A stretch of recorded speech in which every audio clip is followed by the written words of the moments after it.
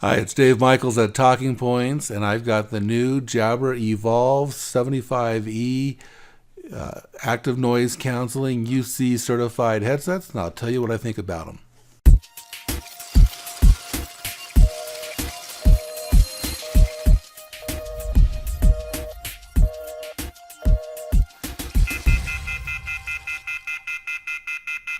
So today I'll be talking about the new Jabra 75E Evolve Bluetooth headsets.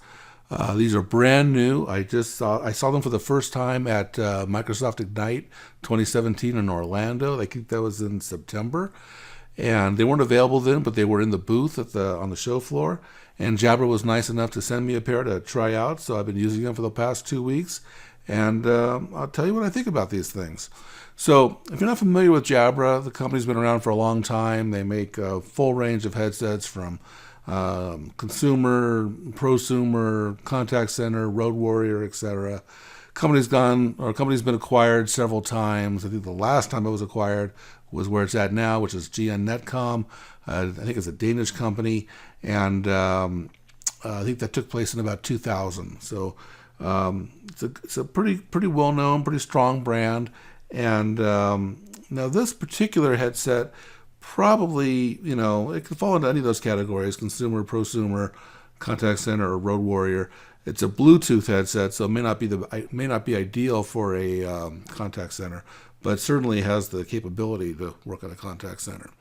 It's got a pretty nice rubber soft feel to it, and what makes these headsets pretty unique is the description. Really, it's pretty hard to get this all out. So Evolve is the brand, 75E is the model, I guess. It's UC certified, which I think is just referring to Microsoft, Skype for Business, and Teams. It has both certifications. And it has the active noise canceling, which is a pretty nice feature. We used to see that. We've been seeing that a lot in the big earphone style. I think it's been popping into the earbuds for about maybe the past couple of years. So it's got that as well. And of course, it's an earbud style, but it's also got this big thing here in the end. I'm not quite sure what to call this. I'm going to call it a neck rack or neck frame or neck frame sounds good to me. And goes around your neck. You have a little horseshoe here. You got the controls right here. And the benefit really of this neck, it's actually got a couple benefits. One is they're secure. I've lost my share of earbuds before. My kids have lost their earbuds. There's two styles of earbuds. There's the kind that are connected with a cord in the back, and there's the individual separate ones, like Apple's got the new ones that they're two separate pieces. And these things are easy to lose. These are not going to be nearly as easy to lose, because once they are around your neck, they're pretty secure. You could attach them here like a bolo tie. They got a little bit of a magnet, and actually that little magnet pauses the media.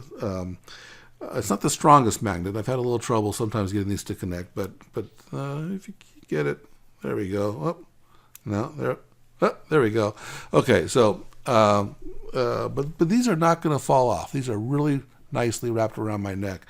The other advantage of this horseshoe style or neck rack or neck frame, whatever I'm going to call it, is the weight, really, because earbuds have a problem with weight, the batteries and everything. And so here you've got this nice little 6-inch cord, and it's not very heavy.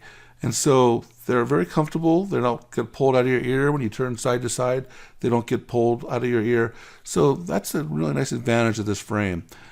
Now, it has all the controls right here on the frame. Like I said, the end of the horseshoe. On this side over here, which is my left, so the user's left, there's two buttons. It is to wake the virtual assistant, so Siri or Google, and also the open mic, to turn on open mic, and I'll talk about that in just a second. On this side, you've got this is the control center over here. This is how you power it on. There's actually just three buttons, but you power it on, volume up, volume down, and it's got play, pause. So in the old days, headsets were, obviously for phones, and music headphones were obviously for media. Now, the music headphones have gotten better and better and more phone savvy, and the telephone headsets have gotten stereo and become more media savvy. However, there is still a gap. That gap is getting narrower and narrower, but that there is still a gap there. So I would consider these definitely voice-first devices, or a device, but it's not bad for music, not bad at all. And I'll tell you the reason it's voice-first is for several reasons. So let me take you through those. First reason is right here. I don't know if you could see this. Let me try this again. Right here, there is a microphone on the cord. And it's actually two things. You can't see it because it's not on, but there's actually a busy light on here as well to signal to your colleagues if you're on a phone call. So now, I've had some headsets. I have some headsets that have the microphones in the ears, and they work really well. That technology is getting better and better and better. I still am a little partial to having a mic, boom mic or cord mic, whatever, a mic near the mouth, for primarily two reasons. One is it works a little better when you're outdoors. If there's wind, you can kind of cover yourself from the wind, or shield yourself from the wind. And you have a little more control if that microphone is near your mouth. But the bigger reason for me is because I'm often having very private conversations in very public places. I don't know if it's just me or not, but it seems inevitable that whenever the more public of a location that I'm in, the more private the conversation. And so when in that situation, when in a private conversation in a public place, I resort to good old whisper technology, whisper tech.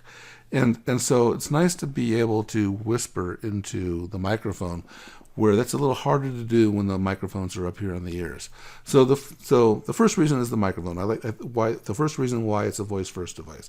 Second reason is the busy light. The busy light only comes on when it's in the phone mode. I was thinking if there was some way to have that busy light come on like a do not disturb indicator, kind of like you might put your computer or your phone in do not disturb, not when you're in a call, but when you don't want to be disturbed. Now, to be fair, I'm not quite sure if the UI would be worth the benefits of that. It might be a little too complicated. These things are pretty simple devices, so I'm not sure if that's a good trade-off or not. But a busy light and a microphone make this a phone first device. That's the first two factors. The second factor, I would say, or the third factor, I can't count, is the play pause controls are a little tricky. So the way the play pause works is you first have to find the middle button. So you got to feel it away to find the middle button. It's got the nubs on top and bottom as the middle. The other buttons don't have it, I don't think, at the bottom. So you find that middle button, you squeeze the middle button, and then after a second or two, you'll hear in the earpiece kind of a double click sound, and then you can let go of the button, and that will be either play or pause depending on the prior state. Now, it works well. I've had a few times where I've held it too long and it unplayed or unpaused, but it's not, the fastest you're going to get that is, maybe 4 seconds. And it may sound trivial, but when somebody comes in and says, hi, are you available? That's like a 3-second thing. And you miss the whole thing. So you see them coming, you're trying to find it, and you just can't get it quick enough. So that's the third reason, I guess, why these are voice first. The last reason is a little more complicated and has to do with the open mic. So if you're not familiar with open mic, it's actually kind of a side effect or side benefit of active noise canceling. And so the way active noise canceling works in all these different headphones is that they have the typical, they have the ability to hear what's in the channel, what's in the audio, and they also put microphones outside so they can hear what's going on outside, and then they correlate the difference, or they figure out the difference between the outside and the inside audio, and they create a active noise filter to filter that out. That's how active noise filtering works. They figured out that if you're going to have microphones outside, that sometimes when people have these things, when they have these things on, and they have their ears covered, that sometimes people actually want to hear what's going on. a good example of that is with a telephone handset. So you're on the phone and you're talking to somebody, and somebody maybe walks in, and you kind of want to hear what's going on, and you want to hear them. So you'll do this thing. You'll cover the mouthpiece, and you'll be kind of listening to both directions. So because these are stereo, or because there are two ears, you can turn on open mic and basically get that same effect. Now, some people might really value that feature. I don't really value that feature because this is such a nice design. It's easy to have one ear. So if I wanted to hear somebody walk in the office or walk up to me, and I wanted to be able to be on the phone call, I could do one ear. I could do either ear for that matter, just like a handset. It's the same kind of effect. It's a mono channel, mono signal coming in, and then you got the other ear open. We have two ears, two channels, no problem. In music, though, it's a little more complex, and it's actually, to me, a more valuable feature to have open mic in music. And the scenario that I have is my dog walks. And so I put these in, and I'm listening to either music or something on my dog walk, and I go up on the trails, and the bicyclists come up from behind, and they say, on your right, on your left before they pass. So I want to hear that, and I want to hear my stereo. So open mic to me is a real nice feature in some stereo some stereo headphones. The problem with these is that if you turn on open mic, it actually pauses the audio. And I don't really get that, because that's what I want to use the open mic. If I do one ear, then I'm losing half of my media of a stereo, and so I want that, and I don't understand why you would have open mic and have it paused. If I wanted to hear, I would just take an ear out, or if there's no media, I would take both ears out. So I'm a little confused by that implementation, but it is what it is. So I think we've covered the phone first aspects of this thing. Let me tell you a little bit about the case. So I showed you the case earlier in the video. It comes with a, not a hard case, not a soft case, but a firm case. You can hear it.